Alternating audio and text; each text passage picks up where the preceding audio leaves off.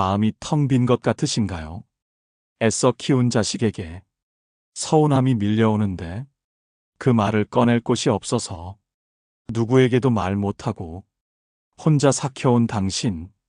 오늘 이 이야기를 끝까지 들으시면 그 무거웠던 마음이 조금은 달라질 겁니다. 가슴에 돌덩이 하나 얹어놓은 것 같은 날이 있습니다. 입 밖으로 내뱉지 못한 말들이 오랫동안 고여서 가라앉아 있습니다. 착한 사람이라는 이름 뒤에 숨어서 나를 갉아먹는 침묵을 선택해온 세월입니다. 참는 것이 미덕이라 믿으며 살아왔는데 정작 그 세월 동안 나 자신은 한 번도 제대로 돌보지 못했습니다. 괜찮냐고 물어봐주는 사람도 없었고 괜찮다고 말하는 것 외에 다른 선택지도 없었습니다. 그게 당연한 줄 알았는데 어느 날부터 그 당연함이 너무 무거워졌습니다. 제자가 부처님께 여쭈었습니다. 스승님, 참는 것이 미덕이라 배웠습니다. 그런데 왜 제 마음은 갈수록 피폐해집니까?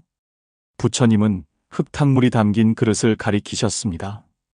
오물을 덮어둔다고 해서 깨끗해지지 않는다.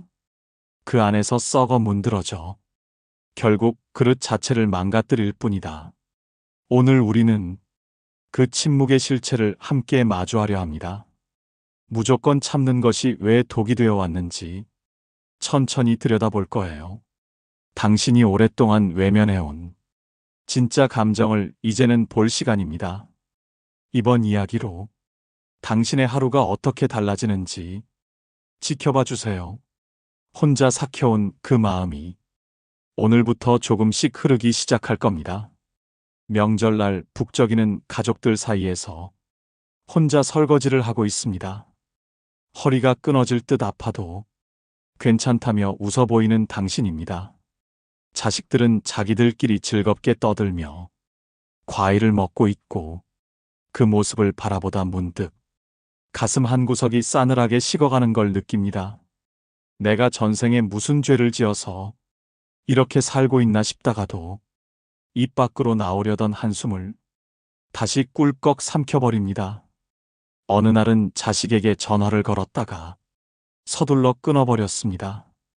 바쁘다는 목소리에 힘든 내색 한 번 못하고 전화를 내려놓았어요.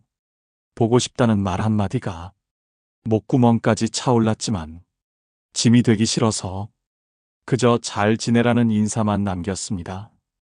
전화기가 꺼진 뒤 찾아오는 그 정적이 오늘따라 너무나 무겁습니다. 착한 사람이라는 소리를 듣고 싶어서 참아온 세월입니다. 남들은 다 편안해 보이는데 왜 나만 이렇게 무거울까 싶습니다.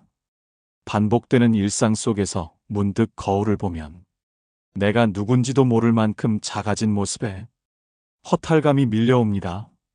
한 어르신이 시장 골목 어귀에서 한참을 서성이다 말했습니다. 자식들 다 키워놓으면 내 세상이 올 줄 알았는데 이제는 서운하다는 말 한마디 꺼내는 것도 눈치가 보인다고 했어요. 그 말이 남 이야기처럼 들리지 않는 분들이 분명 계실 겁니다. 억지로 누른 감정은 절대로 그냥 사라지지 않습니다. 몸의 통증으로 남거나 예기치 못한 순간에 화로 터져 나옵니다. 아무 이유 없이 눈물이 나거나 사소한 말에 무너져 버리는 날. 그게 바로 오랫동안 삭혀온 감정이 보내는 신호입니다.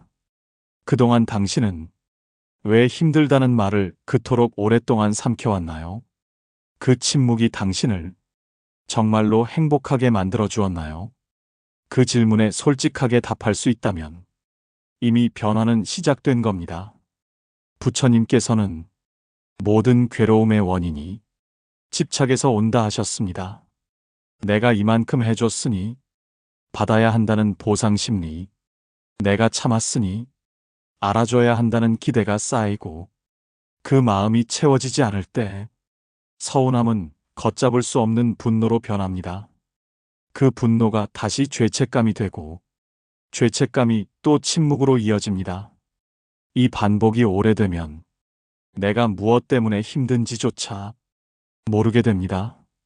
감정은 마치 하늘에 흐르는 구름과 같습니다. 오면 오는 대로, 가면 가는 대로 두어야 하는데, 우리는 그 먹구름을 붙잡아 작은 방 안에 가두려 합니다. 방 안에 구름이 가득 차서 앞이 전혀 보이지 않는데도 여전히 내 것이라며 꽉 쥐고 놓지 못합니다. 그렇게 갇힌 감정은 결국 차가운 비가 되어 나를 적십니다. 당신이 힘들다고 말하지 못한 진짜 이유는 무엇일까요? 상대방을 배려해서가 아니었을 수 있습니다. 거절당할까봐, 초라해 보일까봐, 두려웠던 마음, 그 두려움이 오랫동안 입을 막아온 것일 수 있어요. 나의 약함을 있는 그대로 인정하는 것. 그것이 바로 공부의 시작입니다. 마음의 흐름을 가로막는 둑을 허물어야 평온이 들어올 자리가 생깁니다. 내 마음이 편안해야 주변 인연도 비로소 편안해집니다.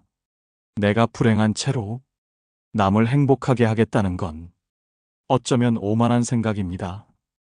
인연의 실타래가 꼬였다면 억지로 풀려 하지 않아도 됩니다. 잠시 내려놓고 멀리서 바라보는 지혜가 지금 필요합니다. 내가 변하면 나를 둘러싼 공기도 함께 변합니다. 텅 빈 항아리에서는 아무리 퍼내도 줄 수 있는 게 없습니다. 내 마음의 항아리에 맑은 기쁨을 먼저 채워야 그 넘치는 기운이 자식에게도 인연에게도 닿습니다. 삭혀온 감정은 버리는 것이 아니라 자연스럽게 흘려보내는 것입니다. 흐르는 물은 결코 썩지 않고 결국 바다에 이르는 법입니다. 지금 이 순간 당신의 마음이 어디로 흐르고 있는지 가만히 들여다보세요. 첫 번째는 내 마음의 상태를 있는 그대로 인정하는 것입니다. 남들에게 보이기 위한 가면을 잠시 내려놓고 오늘 하루 내가 느낀 감정이 무엇인지 가만히 들여다보세요. 아, 내가 지금 서운해하고 있구나. 무시당했다고 느껴서 가슴이 답답해졌구나. 이렇게 이름을 붙여주는 것만으로도 감정의 무게는 절반으로 줄어듭니다. 느끼는 것을 억누르지 않고 그냥 바라보는 연습. 그것이 부처님께서 말씀하신 있는 그대로 보는 공부입니다. 당신은 오늘 자신에게 얼마나 자주 안부를 물어보았나요? 고생했다는 말 한마디, 오늘도 버텨줘서 고맙다는 말 한마디, 그 작은 대화가 오랫동안 막혔던 마음의 길을 조금씩 뚫어줍니다. 나를 가장 잘 알아줄 수 있는 사람은 자식도 남편도 아닌 나 자신입니다. 억지로 꾸며낸 웃음 뒤에 숨겨진 진짜 내 얼굴을 어루만져 주세요. 그것이 바로 나를 향한 가장 따뜻한 자비이자 사랑입니다. 두 번째는 인연과의 거리를 조금 조절해 마음의 공간을 확보하는 것입니다. 자식도 배우자도 결국은 각자의 삶을 살아가는 독립된 사람입니다. 내가 모든 것을 책임져야 한다는 생각이 오히려 관계를 짓누를 수 있어요. 손을 펴야만 다른 사람의 손을 잡을 수 있는 법입니다. 지금 내가 쥐고 있는 인연의 끈이 너무 팽팽하게 당겨져 있지는 않나요? 그 끈을 조금만 느슨하게 풀어주어도 서로가 훨씬 편안해집니다. 사랑은 집착이 아니라 상대방의 자리를 비워두는 배려입니다. 비워둔 그 자리에서 진정한 이해와 존중이 싹트기 시작합니다. 당신이 지금 맺고 있는 인연들은 당신의 희생 위에서 편안한 건지 아니면 당신의 평온함에서 온기를 받고 있는 건지 한 번쯤 생각해 보세요. 그 차이가 관계의 질을 완전히 바꿔놓습니다. 세 번째는 지금 이 순간 나를 위한 작은 보시를 실천하는 것입니다. 보시는 남에게만 베푸는 것이 아닙니다. 지친 나에게 따뜻한 차 한 잔을 대접하는 것도 훌륭한 수행입니다.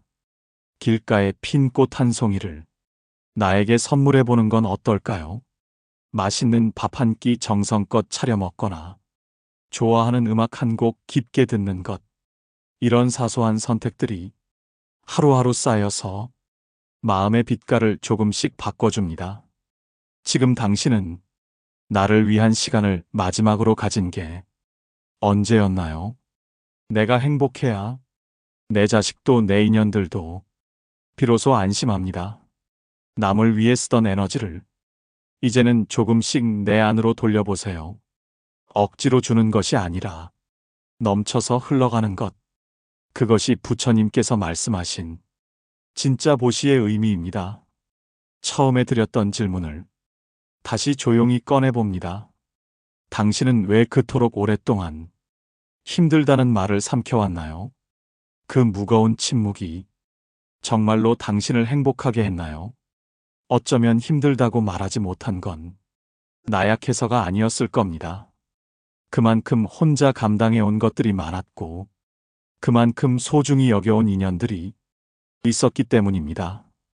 그 세월을 탓하지 않아도 됩니다. 이제는 꽉 쥐었던 그 손을 조금씩 풀어도 됩니다. 당신의 마음은 비좁은 항아리가 아닙니다. 무엇이든 품을 수 있는 넓은 바다입니다.